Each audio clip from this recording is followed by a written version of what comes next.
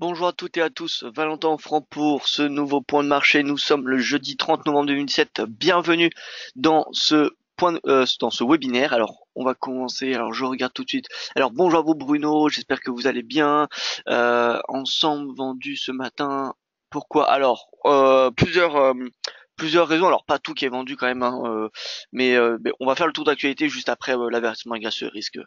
Donc Raymond, bonjour à vous. Phil, que je salue également. Didier, c'est pareil. Loïc, voilà. Bonjour à tous, chers auditeurs et auditrices. On va pouvoir débuter ce webinaire avec l'avertissement égal sur le risque que je vous invite à prendre connaissance. Le trading avec effet de levier amplifie toujours les gains et les pertes. Un compte risque limité présente un risque de perte du capital investi. L'investissement sur compte titre présente un risque de perte en capital. IG Phone, excusez-moi, un service d'exécution d'ordre. La présentation est à titre indicatif et ne saurait être considérée comme un conseil ou une recommandation. Alors hier, nous avons eu pas mal d'actualités. Alors, je vais faire un rapide petit tour en vous laissant devant cette petite slide. Alors, on a eu déjà une avancée autour du Brexit. Sur le plan financier, comme vous le savez, la facture qui a été, a priori, un accord a été trouvé de l'ordre entre 45 et 50 milliards d'euros que le Royaume-Uni devrait régler à l'Union européenne sur plusieurs années, bien évidemment, et également sur la frontière irlandaise. Vous savez que une partie du Royaume-Uni est présente en haut de l'Irlande, dans le nord-est, et, euh, et la frontière, c'est un sujet, un débat qui est très important pour l'Union européenne, pour les deux régions.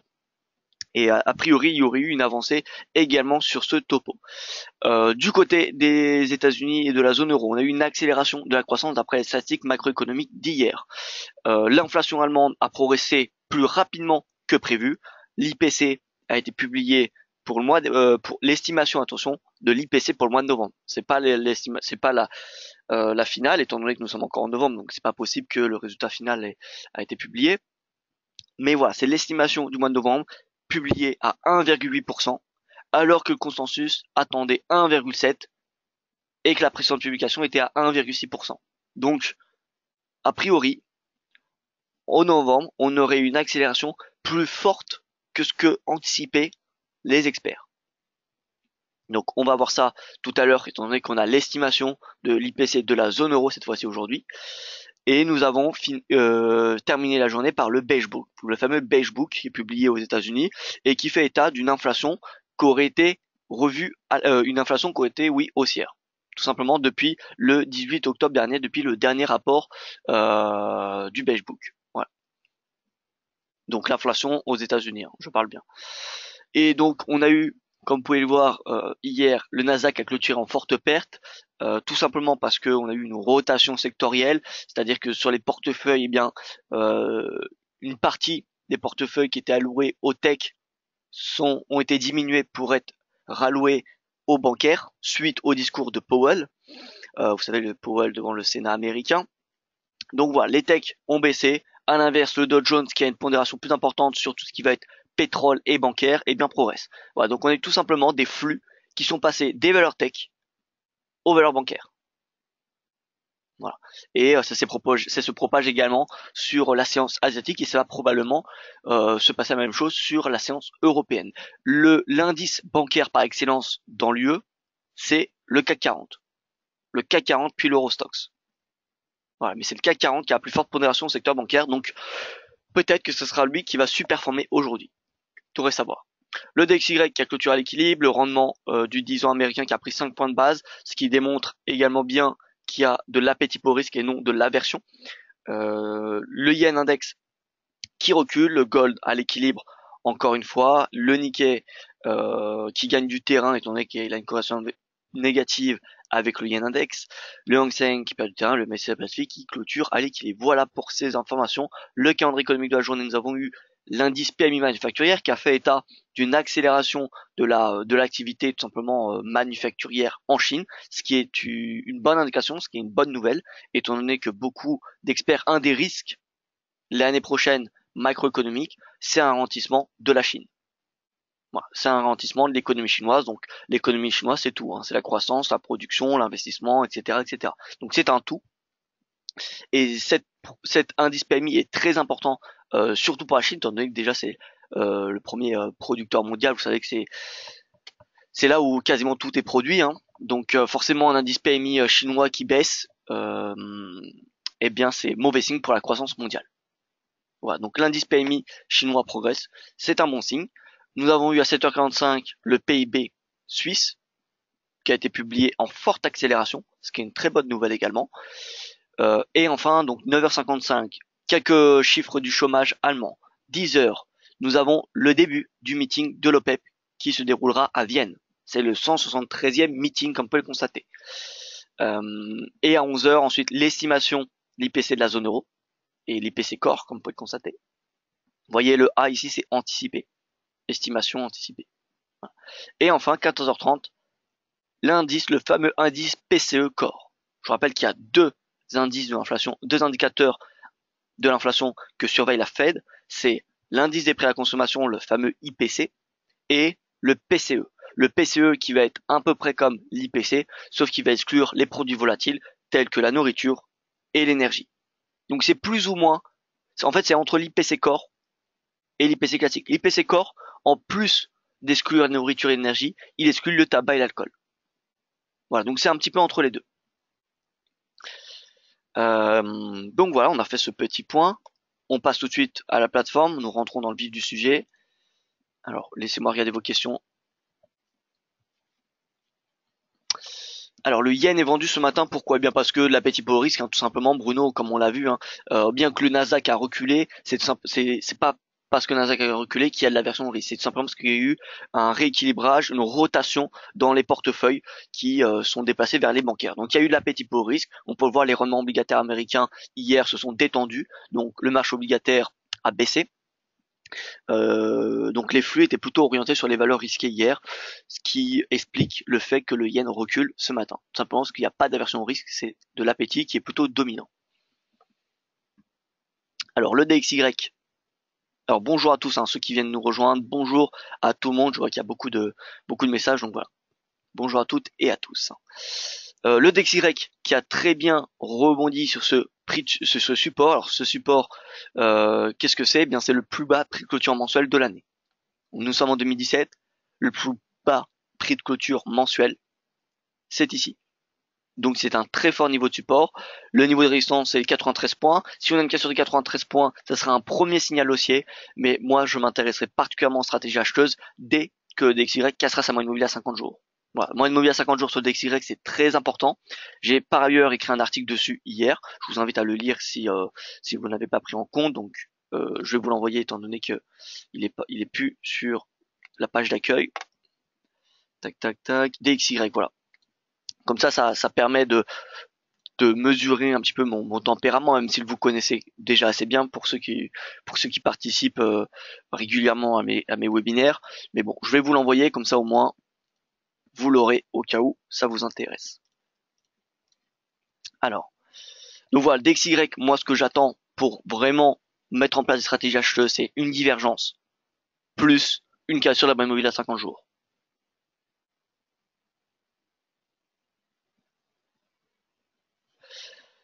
J'ai des questions sur le GBP-USD. Alors le GBP-USD qui a profité justement de ces négociations, de cette avancée dans les négociations du Brexit pour progresser. Comme vous le savez, on avait hier, alors déjà avant-hier, on avait un scénario baissier sous cette oblique. C'était un scénario technique. D'accord? Ça a été annulé. Pourquoi? Parce que le cours avait dépassé son oblique plus cette résistance. Donc on est passé à l'achat pour viser les précédents sommets qui sont aux alentours des 1,36, 1,3550, 1,36. Voilà, donc la stratégie est toujours valide. Le RSI, vous pouvez voir que le momentum est très bien orienté à la hausse. Le momentum qui est normalement à une action précoce à celle du prix. Donc tant que le momentum est orienté à la hausse, normalement le prix est haussier. Voilà, donc voilà, le momentum est haussier, on est assez loin d'une zone d'excès. Comme vous pouvez le constater, la zone d'excès est à 80 et on n'y est pas encore. Donc voilà, on a une marge de progression sur le DXY qui est encore, je pense, largement exploitable, donc jusqu'à 1,36. Voilà, rien n'a changé depuis hier, donc je vais pas m'attarder sur ce graphique. L'euro GBP et l'euro GBP qui baissent, ce qui montre bien la super performance de la livre en ce moment. Il y a deux devises qui m'intéressent particulièrement en ce moment en termes de swing trading. Ça va être l'euro, le dollar, le GBP. Même si j'ai pour habitude de dire que c'est compliqué d'acheter l'euro et le dollar en même temps, je dis cela par rapport à des autres devises faibles, comme le CHF ou l'AUD ou le NZD. Les trois devises à vendre en ce moment, peut-être un peu moins le NZD en ce moment, mais c'est l'AUD et le CHF. Et en particulier le CHF. Voilà. Donc on va voir ça tout de suite, mais vous voyez que l'euro GBP est baissier. Et voilà, hein, la stratégie, hein, comme vous le savez, reste la même. C'est vente en dessous des 0,90, achat aux alentours des, alors précisément, voilà, 0,8750 environ. Voilà, donc là, c'est stratégie encore, enfin stratégie. On n'est pas, j'ai pas émis une stratégie, donc je vais pas prendre le bénéfice de cette baisse, mais ce qui avait été évoqué, c'était vraiment un range trading entre 0,90 et 0,8750, tout simplement. La UDSD poursuite de la baisse. Attention, nous avons une divergence haussière qui est en place. Alors tant que la divergence n'est pas validée, le cours peut toujours glisser et marquer des plus bas. Donc c'est pas parce qu'on a une divergence qui est en formation qu'il faut tout de suite acheter. On peut très bien avoir quelque chose comme cela. Vous voyez, la divergence peut aller encore beaucoup plus bas. C'est-à-dire qu'elle pourrait très bien faire comme ça, cette divergence. Vous voyez, marquer encore des points bas, c'est-à-dire que le cours peut très bien encore venir ici, accentuer la divergence et ensuite rebondir. Donc, voilà, c'est pas parce qu'il y a une divergence qu'il faut tout de suite passer à l'achat, mais en tout cas, ça alerte sur la divergence de momentum. Donc, en tout cas, dès qu'il y a une divergence, en fait, le mieux, c'est d'essayer de chercher un niveau de support et de résistance. Alors, faut pas en inventer un, faut pas chercher un support horaire pour une divergence journalière. Mais là, on peut voir qu'on a quand même cette ligne tendance haussière qui vient chercher tous les points bas depuis le début de l'année 2016. Ça coïncide quand même, c'est assez proche de cette divergence, donc c'est probable que l'AUD-USD vienne chercher cette oblique et ensuite qu'on ait une validation de la divergence. Alors, la question qui se pose après, c'est est-ce que la validation de la divergence va tirer le cours vers les sommets? Personnellement, je ne pense pas, mais tout reste possible. Est-ce que l'objectif à 0,7450, l'objectif baissier, alors j'ai supprimé la flèche, pourquoi? Parce que j'ai créé un article avant-hier, donc voilà, je peux pas mettre des flèches dans un article, hein, dans des graphiques. En webinaire c'est bon, mais dans les articles c'est un peu plus compliqué, donc voilà, j'avais supprimé. Mais donc on avait un objectif jusqu'à 0,7425. Est-ce que c'est annulé? Non. Non, ce n'est pas annulé. La divergence baissière est toujours en place. C'est pas parce qu'il y a une trendline haussière qu'il faut tout couper. Moi, cette trendline, j'en profiterai, enfin, faut en profiter pour prendre des prises de bénéfices, je pense, une partie. Mais le risque est toujours baissier sur la USD. Tant qu'on n'a pas de retournement, le risque il est baissier. L'euro-dollar qui consolide autour de ce prix de clôture de l'année 2005 à 1,1848, comme vous pouvez le voir, qui fait office de très bon niveau de support. Concrètement, l'absence de volatilité, bon, on a quelques statistiques macroéconomiques aujourd'hui quand même qui sont assez conséquentes, hein.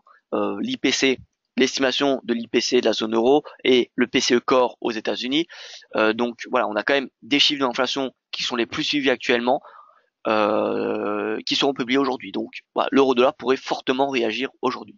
Mais sinon, d'un point de vue purement technique, en excluant la volatilité, etc., ce niveau de support, qui peut devenir une résistance, qui était une résistance auparavant, fait office de pivot. C'est-à-dire que à 1,20, l'euro-dollar peut se vendre direction les 1,1845.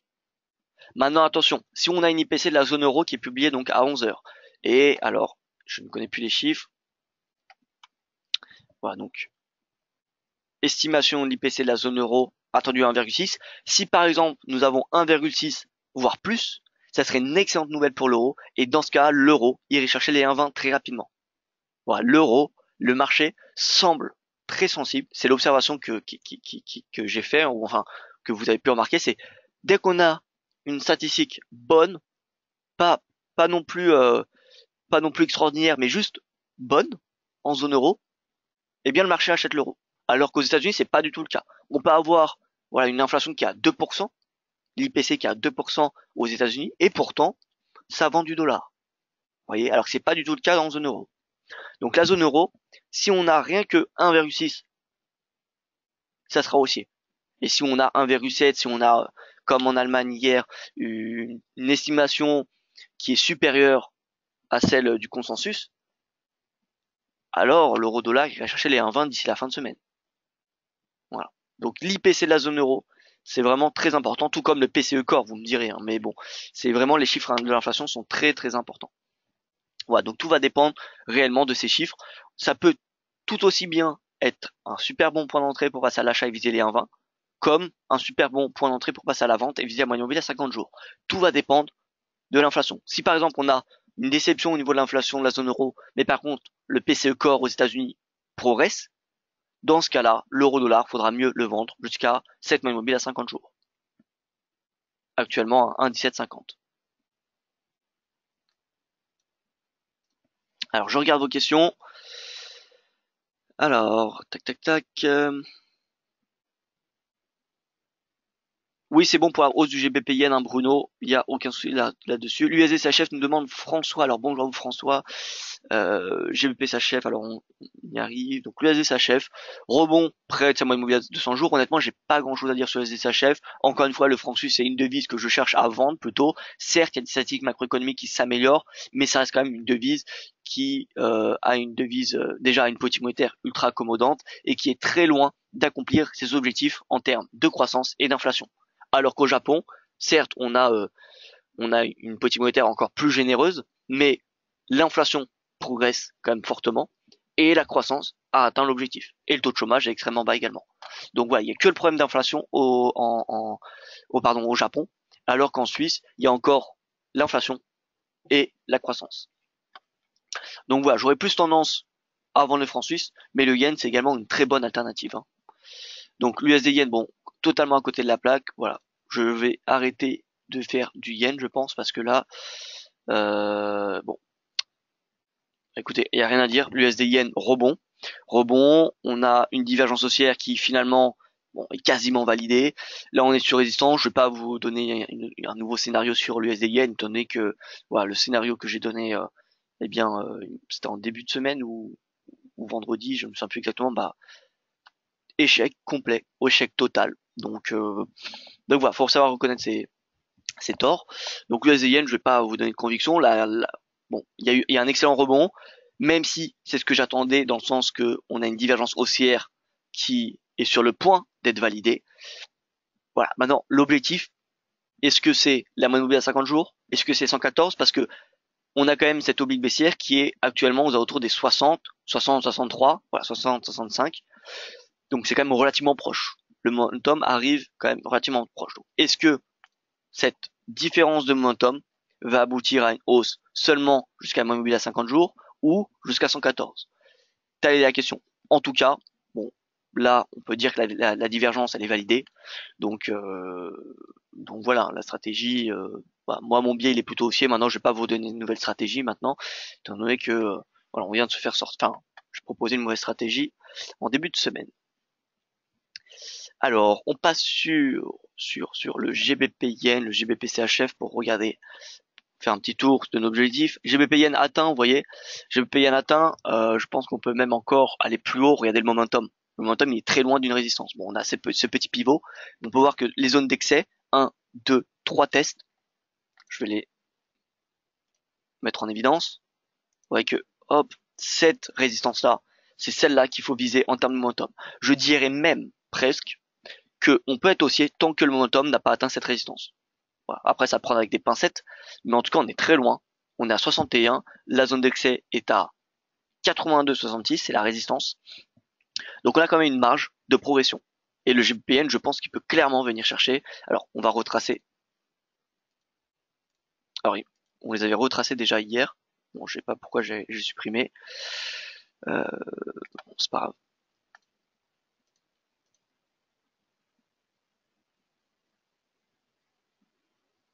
Voilà. Donc, nous avons celle-ci. 152,71. Voilà. 152,71. Donc là, on peut prendre déjà une partie des bénéfices, hein, c'est totalement justifié. Et on peut aller jusqu'à 152,71. Hop. Voilà. 152,71. Au moins. Je dirais au moins. Mais bon, regardez un petit peu quand même, faut pas non plus tomber dans l'euphorie. Regardez JBP Yen. On est proche des plus hauts. JBP USD, on est proche des plus hauts. L'euro GBP, on est proche des récents plus bas de ce range training. Donc voilà, le GBP, bien qu'il soit haussier, bien qu'on ait une marge de momentum, arrive sur les principales paires cotées en livres face à des résistances. Donc voilà, le GBP, faut pas non plus tomber dans l'euphorie et l'acheter levier 200. Hein. Donc le GBP s'achève pareil, les plus hauts sont en ligne de mire, donc les 1,33 sont en ligne de mire, mais concrètement l'objectif c'est les 1,35. Moi l'objectif c'est 1,35, ça a été donné hier, enfin ça a été revu à la hausse hier, on avait déjà un premier objectif au plus haut à 1,33. Voilà. Si je devais décomposer un petit peu mon idée de trade, voilà, c'est bien évidemment une idée. Voilà, c'est ce que je ferai. Donc, premier objectif, les plus hauts. Par exemple, on coupe 50% et on laisse courir le reste à 1,35. Et voilà, tout simplement. Ça peut être une stratégie d'achat GBP.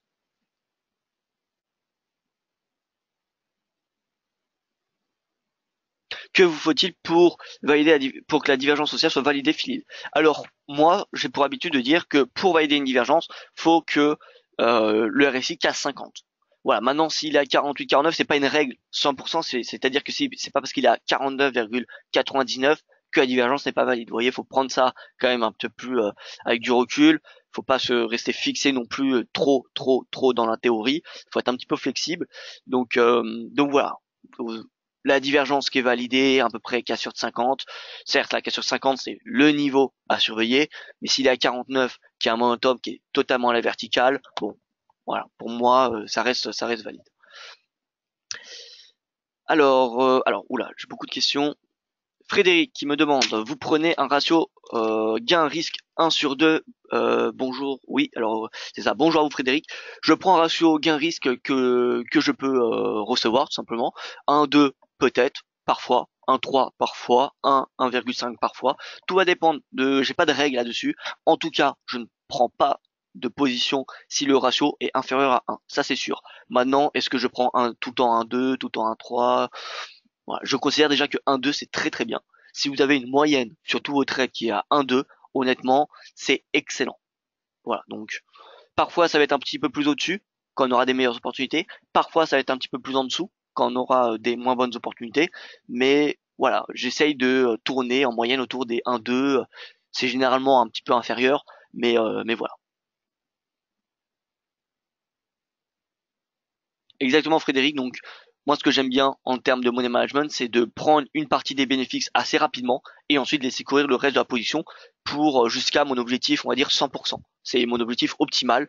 Donc déjà je clôture une partie de la position lorsque le ratio a atteint 1,1. Vous voyez que lorsque le cours a progressé de la même distance que sépare le stop, votre point d'entrée du stop, et bien dans ce cas je prends une partie des bénéfices et ensuite je laisse courir ma position jusqu'à mon objectif qui a été prévu initialement. Alors, j'ai des positions sur les indices, je vais y venir. Donc, de toute façon, on a fait le tour des paires Forex, je pense. Alors, laissez-moi réfléchir. Bon, si vous avez des questions sur des paires Forex, n'hésitez pas. Alors, en attendant, je passe sur les indices. Le Nikkei. Alors, j'ai une question sur le Nikkei. Avez-vous un avis sur le Nikkei? La baisse est-elle possible ou très risquée? Corrélation Nasdaq ou pas du tout? Alors, corrélation Nasdaq, plus ou moins, enfin, dans le sens que ça reste un indice boursier, donc forcément, qu'il soit le Nasdaq, le Dow Jones ou le S&P, vous savez qu'un petit peu le moteur mondial des indices, c'est Wall Street, donc que ce soit le Nasdaq, le Dow Jones, bon, dès que le Dow Jones va être haussier, les autres indices mondiaux vont tendance, je dis bien tendance, à être haussiers. Voilà. Après, bon, c'est pas parce que le Dow Jones progresse que le Nikkei va progresser. Mais en tout cas, voilà, il y a une corrélation, oui, mais c'est pas parce que le Nasdaq ou le Dow Jones ou peu importe est haussier que faut payer le Nikkei. Maintenant, ça va donner un contexte. Ça va vous donner un contexte de la psychologie du marché. Parce que si par exemple, les indices de la zone euro sont haussiers, les indices US sont haussiers, ça montre bien que le marché est en appétit pour le risque, donc on aura plus de chances que le Nikkei progresse. Voilà. Donc il y a déjà une corrélation, je dirais, plus que le Nasdaq, c'est une corrélation avec le yen. Le yen en ce moment se déprécie, donc forcément le Nikkei progresse. En plus de cela, on a des nouveaux records à Wall Street, alors pas sur les valeurs tech parce qu'on a eu une rotation sectorielle hier, mais bon, on a quand même, regardez, le Nasdaq, voyez qu'il a été violent quand même, hein, ce retracement. Mais le Nasdaq qui marque quand même des nouveaux records presque toutes les séances. Le Dow, c'est pareil, etc., etc. Bon, on va pas tous les faire. Mais donc du coup, le Nikkei, la baisse, elle est quand même assez risquée en ce moment. Il y a des catalyseurs qui pourraient justifier une baisse. Qui sont-elles? Qui sont-ils, pardon? Alors, on a la réforme fiscale américaine. Bien qu'a priori, elle va être passée, au vu hein, de la progression, ça reste quand même un risque. On a également un autre risque.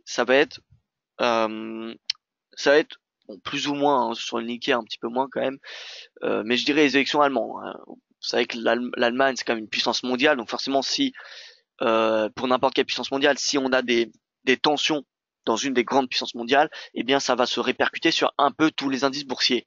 Donc bon, bien évidemment beaucoup moins sur le Nikkei que sur le DAX, mais ça reste quand même un catalyseur qui pourrait freiner en tout cas la hausse.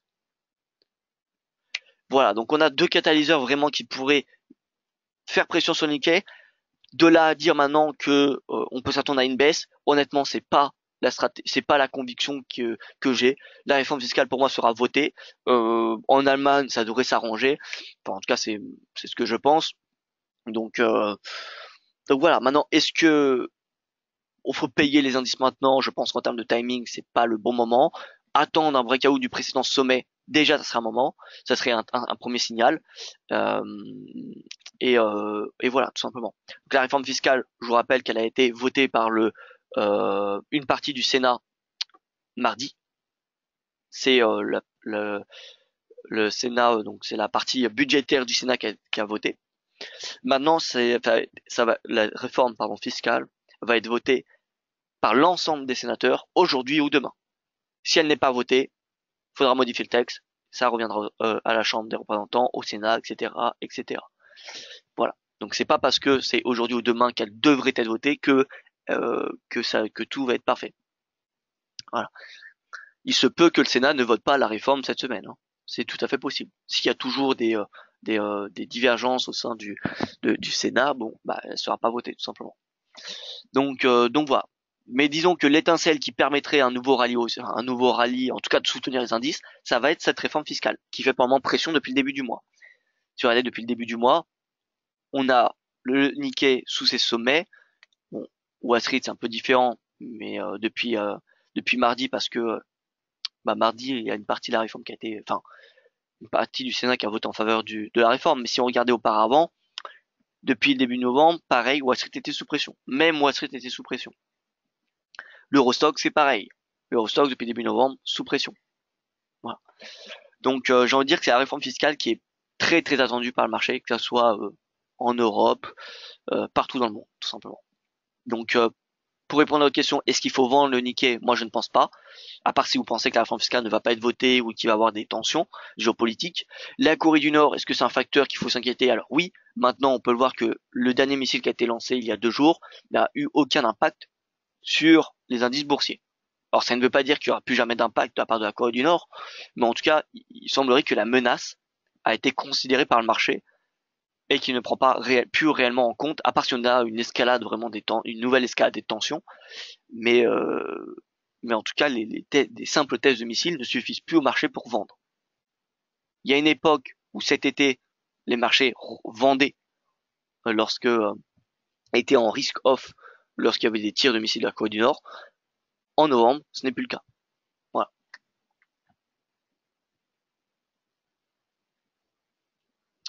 Alors bonjour à vous Chian, bonjour tout le monde, c'est une première pour moi, je suis impatient d'avoir une année sur le DAX. Alors bien écoutez, bienvenue à vous Chian, je suis Sian, pardon, excusez-moi, je suis heureux que vous soyez parmi nous. Alors on part sur le DAX, tac tac. Alors déjà rapide, excusez-moi, l'Eurostock 50 très important avant de faire le DAX. L'Eurostock 50 qui n'a pas réussi à clôturer au-dessus de sa moyenne mobile à 50 jours. Ce qui démontre bien le fait que le marché, certes, il n'est pas en risk-off, mais il n'est pas totalement en appétit pour le risque. Vous voyez? Oui, on a plutôt une dominance d'appétit pour le risque, mais on peut voir que voilà, l'Eurostock n'a pas clôturé au-dessus sa moyenne mobile à 50 jours. Le CAC est revenu dessus et le DAX l'a réintégré. Voilà, donc le DAX, d'un point de vue, d'un point de vue d'analyse technique, d'un point de vue d'analyse technique, on est sur un support, c'est les 13 000 points qui n'ont pas réellement été dépassés depuis, vous voyez, depuis que ça a été cassé. Donc 13 000 points, c'est un niveau qui se paye. En plus de ça, le momentum est orienté à la hausse. Vous voyez que 13 000, si je devais tracer un niveau de support un petit peu en dessous de 13 000, ça serait celui-ci. Vous voyez, ici, c'était le range, où le cours a rebondi par la suite. Et là, c'est pareil. Donc c'est 12 900, 13 000 points, ça se paye. C'est une opportunité d'achat pour du moyen terme. Et pour du court terme, la prise de bénéfice, elle se fait aux alentours, la moyenne mobile à 50 jours, qui est à, alors, 13 100. Voilà. On a une stratégie de 100 pips à court terme. À moyen long terme, moi je reste haussier. Maintenant, les indices européens, je ne pense pas qu'ils vont être dans un bull market d'ici la fin de l'année, étant donné qu'on a, bon, je rappelle, donc la réforme fiscale, la politique allemande et les élections en Catalogne le 21 décembre prochain. Donc on a quand même quelques catalyseurs qui font pression, en tout cas qui limitent la progression des indices de la zone euro. Bien que même si la réforme fiscale est votée, certes, ça soutiendra les indices, mais on aura quand même la politique allemande et la Catalogne qui vont limiter la hausse des indices boursiers européens. Donc voilà, le DAX, en tout cas, les 13 000, ça se paye. Ça, c'est voilà, moi c'est une conviction que j'ai. D'un point de vue FIBO, vous voyez que 12 900, c'est les 38, ça correspond aux 38,2. Donc voilà, 13 000, 12 009, ça s'achète. En tout cas, mettez, si vous payez 13 000, moi ce que je ferais, c'est que je mettrais un stop personnellement en dessous des 12 009. Parce que comme on l'a vu, ça correspond à un niveau de support et également un niveau de support technique où le cours a rebondi à plusieurs reprises et en plus de cela, à 38,2% de Fibonacci. Donc voilà, mettez pas un stop à 12 999. Voilà. C'est un petit peu l'idée. Laissez un petit peu de marge au cours pour respirer. Voilà, donc premier objectif haussier, moi je pense c'est la moyenne mobile à 100 jours, mais si la réforme fiscale est votée, ce n'est pas impossible que le DAX vienne chercher 13 500, même si la politique allemande ne s'arrange pas, et même si en Catalogne ça ne s'arrange pas. Voilà, on peut très bien venir chercher les plus hauts, les récents sommets d'ici 2 semaines si la réforme fiscale est votée à la fin de semaine. C'est tout à fait possible. Maintenant, on devrait plutôt voir une super-performance de Wall Street. Parce que, encore une fois, comme je l'ai dit, on aura cette politique au sein de la zone euro allemande et en Catalogne qui vont peser un petit peu sur les performances. Alors, je regarde vos questions. Tac, tac, tac. Et en 4 heures, s'il vous plaît, les deux graphes, c'est visible. Pourtant, indiqué forte composante techno. Alors oui, hein, en 4 heures, forcément, il y a une corrélation, mais comme tout, j'ai envie de dire, presque comme tous les autres indices de Wall Street. Déjà, vous regardez le Nasdaq et le S&P, il y a une corrélation quand même extrêmement positive en 4 heures. Donc, bon, voilà. Oui, c'est corrélé au Nikkei également. Maintenant, bon, moi, en tout cas, personnellement, je ne mettrai pas en place une stratégie comme parce que le Nasdaq est haussier, alors il faut acheter le Nikkei. Voilà, c'est pas suffisant. Certes, c'est déjà un bon point parce que ça montre bien que les valeurs techno, si elles progressent, eh bien on a l'ensemble généralement des marchés actions qui progressent. Si le Nasdaq progresse, c'est déjà un bon point. Mais en plus de cela, je regarderai la tendance du Nikkei. Est-ce que le Nikkei est haussier ou baissier? En ce moment, il est plutôt baissier, comme on peut le voir sur l'USD Yen. Vous voyez que depuis le début de la semaine, le Yen perd du terrain, ce qui fait monter l'USD Yen. Donc le Yen perd du terrain, le Nasdaq progresse, ou Nasdaq ou plutôt Wall Street. Donc voilà, il y a plutôt les facteurs qui sont qui invitent plutôt à mettre en place des stratégies acheteuses plutôt que vendeuses. Voilà.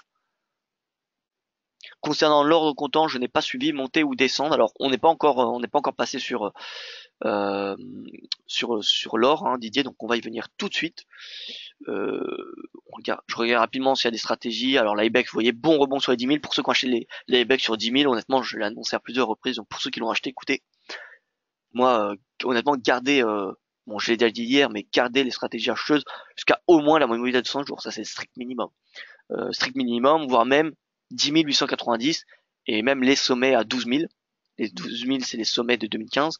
Si vous pensez que la situation en Catalogne va s'améliorer, cet achat peut être un achat de long terme. Cet achat à 10 000 points peut être un achat de long terme qui va vous permettre de vraiment booster. C'est un trade pas facile, je dirais, mais voilà, en termes de ratio, c'était ça offrait un rendement extraordinaire. peut-être l'un des meilleurs que j'ai proposé depuis le début de mes webinaires. Voilà. Donc voilà, concrètement l'IBEX, premier objectif, moyenne mobile à 200 jours, ensuite les récents sommets annuels aux alentours des 11 200, puis les 12 000. Tac, on passe sur les comos. Alors j'ai discuté avec un analyste anglais euh, hier qui me disait que eh bien le Bitcoin, alors c'est une petite aparté parce que j'ai dit como, mais le Bitcoin c'est plutôt c'est plus qu'une monnaie, c'est plus tradé comme une commodities. Je sais pas si vous avez cette impression-là, mais déjà quand on regarde l'analyse fondamentale, eh bien une monnaie ça peut s'imprimer presque à l'infini, disons, alors que le Bitcoin, vous savez que c'est euh, c'est limité à 21 millions. Et quand on pense au marché de l'or, bah l'or c'est également il y a une quantité limitée sur la terre, bien que on en mine également, on en trouve, ça a une quantité limitée, on peut pas créer de l'or, enfin en tout cas pas à ce que je sache. Mais du coup ça ressemble d'un point de vue d'analyse, je vais un petit peu pousser cela, mais je trouve que pour le moment ça ressemble plus à une commo qu'une devise, parce que déjà vu la volatilité, une devise n'a pas cette volatilité, d'accord.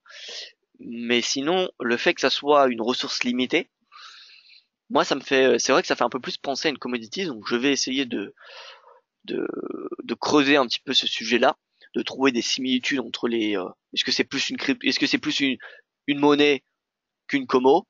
Voilà. Après, c'est chacun a son avis, hein, son opinion, mais je pense que c'est intéressant d'analyser des deux façons ce Bitcoin. Voilà. Ouais, c'était une petite aparté, mais c'est vrai que quand on y réfléchit, ce n'est pas stupide de penser que le Bitcoin est une commo, peut être considéré comme une commodity. Alors, c'en est pas une réelle parce que c'est pas une matière première, mais en tout cas, ça ressemble plus à une commo qu'une monnaie d'un point de vue d'analyse technique et de trading. Alors bref, on passe sur Lonzor. Lonzor, alors moi j'ai pas vraiment de stratégie en ce moment. Encore une fois, au mois d'octobre et au début du mois de novembre, on avait une stratégie de range trading qui a été particulièrement efficace. Maintenant, actuellement, bon, pas réellement d'opinion. Moi, je dirais, pour être large et pour pas trop m'exposer non plus, hein, pour pas vous dire n'importe quoi, la moyenne mobile à 200 jours se paye et les 13 000 se vendent.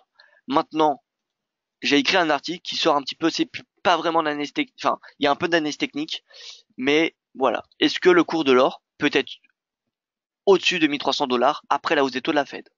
Vous me direz que non.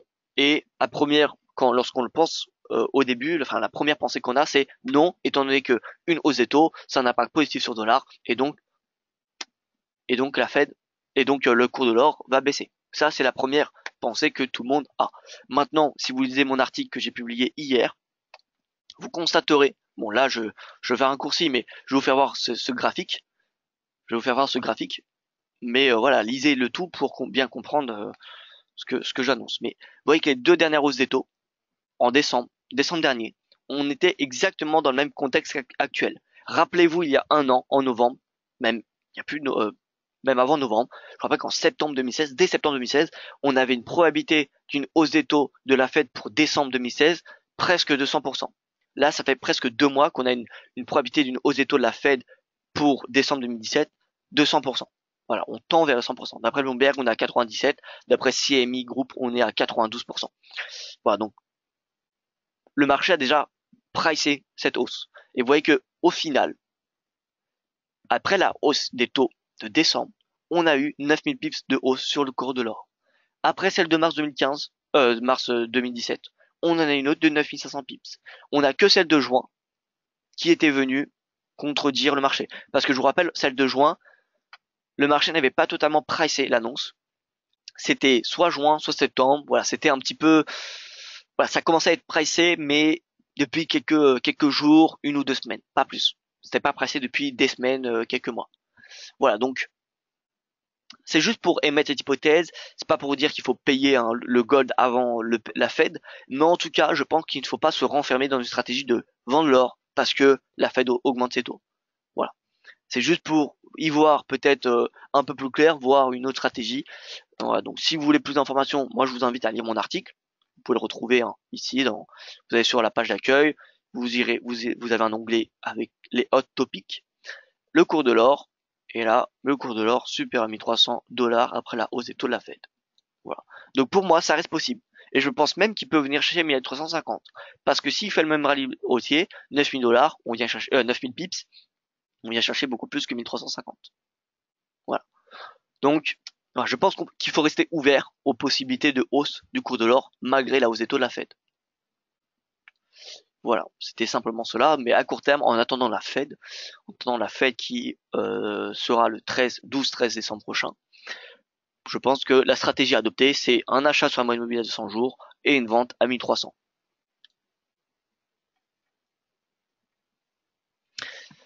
Alors, j'ai une question. Pour l'IBEX référendum, la date tombe pratiquement à Noël. Peut-il quand même de la volatilité, impact possible? Alors oui, il y aura un petit peu de volatilité, maintenant pas beaucoup. Pas beaucoup, Philippe. C'est vrai. Le 21 décembre, alors attention, le 21 décembre, les institutionnels ne sont pas encore réellement en vacances. Les vacances seront réellement le 24. Du 24 au 8, à peu près, s'il y aura très peu de volatilité. Parce que, bon, c'est pas les vacances, hein, la semaine de début janvier, pardon. Ah, c'est pas les vacances cette semaine-là, en janvier. Après le jour de l'an, c'est pas une semaine de vacances, il me semble, mais les institutionnels sont peu présents cette semaine-là. Ils reviennent généralement le 8. Donc voilà, les vacances, ça sera surtout du 22, voilà, le 22 au soir, jusqu'au 7. 22 au soir jusqu'au 7. D'ailleurs, bon, je vous le dis par avance, mais je ne serai pas là ces 2 semaines, du 22, enfin du 25 au 7. Voilà, il n'y aura pas de webinaire avec moi-même. Mais bon, ça, nous aurons le temps d'en reparler. Donc nous sommes le 30 novembre. Le référendum Catalogne, c'est le 21. Donc c'est concrètement avant que les institutionnels, le jour avant que les institutionnels partent en vacances. Donc oui, il y aura la volatilité. Maintenant, il y en aura beaucoup moins que si c'était au plein mois d'octobre. Quel est le trade intraday du jour? Eh bien, Frédéric, pas de trade intraday aujourd'hui. Enfin, pas de conviction, pas de nouvelle conviction. Encore une fois, on maintient les positions acheteuses sur le GBP, on maintient les positions acheteuses au dollar, donc le GBP face au yen, au CHF, et le dollar, bah, on peut le garder également sur le yen CHF, mais bon, peut-être avec un petit peu moins de poids. Ouais, vraiment, le GBP, c'est de la devise haussière en ce moment. Et au vu des statistiques macroéconomiques, il ne faudrait pas trop s'exposer sur l'euro ou le dollar cette semaine, parce qu'il y a quand même pas mal de statistiques. Voilà, et enfin le pétrole, je vous rappelle qu'il y a l'OPEP qui s'exprime, enfin qui est en réunion ce matin à Vienne. L'OPEP, donc qu'est-ce qu'on peut s'attendre? Moi personnellement, bon, on aura une extension du gel. Maintenant, le risque qu'il y a pour l'OPEP, c'est l'OPEP peut très bien annoncer que le gel de la production va être étendu jusqu'à la fin de l'année 2018, par exemple, mais l'OPEP pourrait très bien ne pas annoncer le montant du gel. Vous voyez, peut-être qu'ils se seront mis d'accord sur une extension, mais pas sur le montant. Et si on n'a pas le montant, c'est là où il y a le risque du marché. Parce que l'extension, elle a déjà été pricée. Elle a déjà été pricée. Le montant, pas du tout. Si on a un gel encore de 2 millions de barils, un peu moins de 2 millions, mais si on a un gel de 2 millions, ça serait une excellente nouvelle et je pense que le pétrole pourrait augmenter. Maintenant, si on n'a pas de montant qui est annoncé ou que le montant soit le même que ce qu'on a actuellement, voilà, le risque, il sera pas très haussier, quoi. Il sera, je ne dirais pas que ça va être un crash sur le pétrole, qu'il y aura pas, je ne dis pas que le pétrole va perdre 2%, mais en tout cas, je ne pense pas que ce sera un catalyseur pour que le pétrole progresse. Et le pire, ça serait que le montant ne soit pas annoncé. Si le montant n'est pas annoncé, dans ce cas, pétrole va baisser. Enfin, c'est en tout cas ma conviction. Donc là, le réel risque, ce n'est pas réellement dans l'extension, parce que l'extension a déjà été pressée, mais c'est plutôt dans le montant, la quantité, l'importance du gel.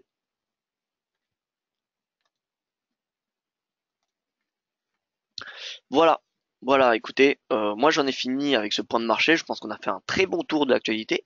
Je vous souhaite donc une excellente journée. On se donne rendez-vous pour mon prochain point de marché qui aura lieu demain. Sinon, il y aura un point de marché avec UAV, il me semble, cet après-midi. Euh, pour avoir le calendrier des webinaires, de toute façon, c'est sur le site DailyFX. Vous allez dans calendrier, séminaire, calendrier.